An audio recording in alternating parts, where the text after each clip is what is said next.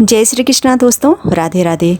दोस्तों, आंवला नवमी के दिन आंवले के वृक्ष का पूजन करना, आंवले के वृक्ष के नीचे भोजन करना, आंवले के वृक्ष के नीचे जप करना और आंवले के वृक्ष के नीचे दीप दान करना बेहद शुभ माना जाता है।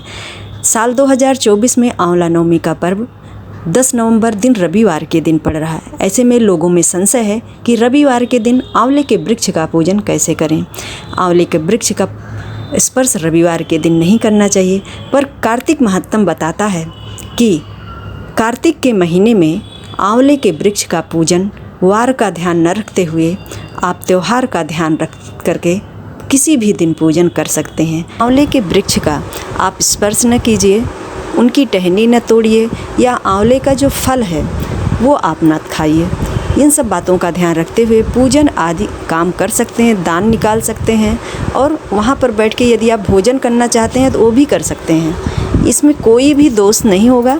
बस विशेष रूप से बात ध्यान देने योग्य ये है कि इस दिन आंवले के वृक्ष की, जैसे कि कहीं कहीं पत्तियाँ तोड़कर उससे स्नान करने की बात कही गई है, आंवले को घिस करके पीस करके उसका जूस निकाल करके अपने नहाने के जल में मिला करके स्नान करने की बात कही गई है।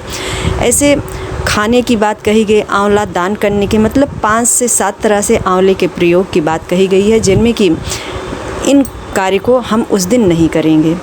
ऐसा करने से दोष लगता है। तो आप आंवले के वृक्ष के नीचे जाइए, आप वहाँ पे फेरी लगाइए। जितनी बार आप परिक्रमा करना चाहते हैं, वहाँ की जो मिट्टी है उसका आप स्पर्श कर सकते हैं और उस मिट्टी को आप अपने घर ला करके उसको सुविधा के लिए रख भी सकते हैं, क्योंकि वो अक्षय नवमी का दिन माना जाता है। इस दिन किया गया कोई भी शुभ कार्य वो कभी भी आपको दोष नहीं देगा, वो हमेशा आपको फलदायी ही रहेगा। इसलिए अक्षय नवमी साल भर में एक बार आती है। इसमें वार का ध्यान न रखते हुए त्यौहार का ध्यान रख करके आप पूजन कीजिए और भगवान श्री हरि और माता लक्ष्मी की कृपा प्राप्त करने के लिए शाम के समय आप वहां जा करके चौमुखी घी का दीप जला करके कनक धारा स्तोत्र का पाठ भी कीजिए। ये सब बहुत ही शुभ फलदायी माना जाता है।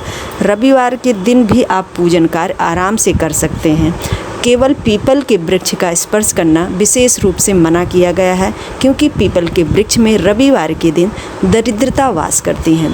ऐसे में शास्त्रों में वर्णन है कि रविवार के दिन पीपल के वृक्ष में ना तो जल चढ़ाना चाहिए, ना ही वहाँ पर आपको पूजा आदि कोई भी कार्य करना चाहिए। इस बात का विशेष ध्यान रखना है।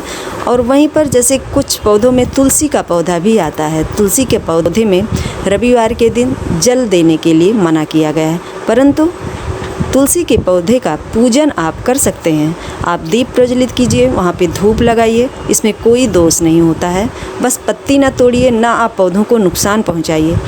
ऐसे इन सब बातों का ध्यान रखते हुए यदि कोई जातक आंवला नवमी के शुभ अवसर पर भगवान श्री हरि विष्णु और माता लक्ष्मी की कृपा प्राप्त करने के लिए अक्षय नवमी के दिन पूजन कार्य करता है, भगवान की कृपा से उनके सभी मनोरथ सिद्ध होते हैं। इसलिए इन सभी बातों का ध्यान रखते हुए आंवला नवमी पर आप दान कीजिए, आप जप कीजिए और दीप दान कीजिए। ये बेहद शुभ माना जाता है। जैसा कि दोस्तों आंवले के वृक्ष की उत्पत्ति की बात आती है, तो ऐसा शास्त्रों में वर्णन है कि जब समुद्र मंथन हुआ था तो उस समय जो 14 रत्न निकले थे, तो उसके दौरान जब अमृत कलश निकला था तो कलश से कुछ बूंदें जो है वो ज़मीन पर गिर गई थी और उसी बूंदों के माध्यम से ये अमृत तुल्य आंवले के वृक्ष की उत्पत्ति हुई थी।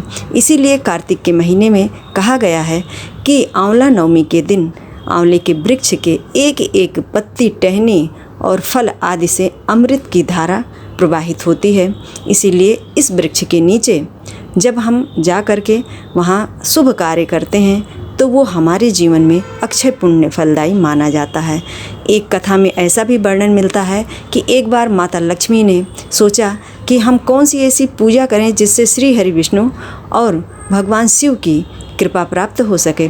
ऐसे में उन्होंने सोचा कि जैसे भगवान शिव को जो है बेल वृक्ष पसंद है और वहीं पर भगवान विष्णु जी को तुलसी माँ पसंद है, तो इन सभी वृक्षों की जो है वो देखा जाए गुण तो आंवले के वृक्ष में आता है।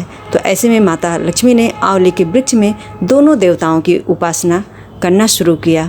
भगवान विष्णु प्रकट हुए, भगवान शिव जी प्रकट हुए। तब माता लक्ष्मी ने उस वृक्ष के नीचे भोजन बना करके दोनों देवताओं को खिलाया था। इसीलिए कहा गया है हमारे शास्त्रों में कि कार्तिक के महीने में आंवला नवमी के दिन यदि कोई जातक किसी ब्राह्मण को आंवले के वृक्ष के नीचे भोजन कराता है तो वो बहुत ही ज़्यादा उसके जीवन में अक्षय पुण्यदायी माना जाता है। इसलिए आंवले के वृक्ष का पूजन करना कार्तिक के महीने में निसंकोच करना चाहिए। इसमें वार का ध्यान न रखते हुए आपको त्यौहार का ध्यान विशेष रूप से देना चाहिए। आज की वीडियो में बस इतना ही दोस्तों। यदि हमारी जानकारी आपके लिए थोड़ी सी भी हेल्पफुल हो, वीडियो को ज़्यादा से ज़्यादा लोगों में शेयर कर दीजिएगा और चैनल को सब्सक्राइब कर दीजिए। आने वाली वीडियोस के लिए जय श्री कृष्णा, राधे राधे।